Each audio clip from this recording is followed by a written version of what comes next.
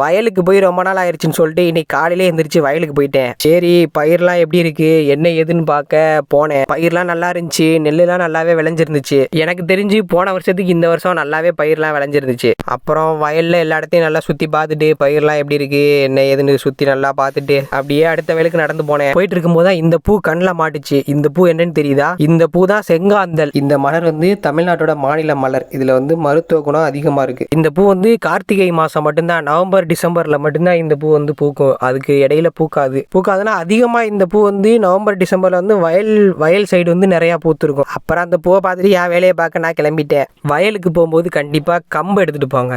கம்பு எதுக்குன்னா வயலில் வந்து இந்த டைமில் அதிகமாக பாம்பு தெரியும், அதை விரட்டி அடிக்கிறது கம்பு கண்டிப்பாக கொண்டு போங்க.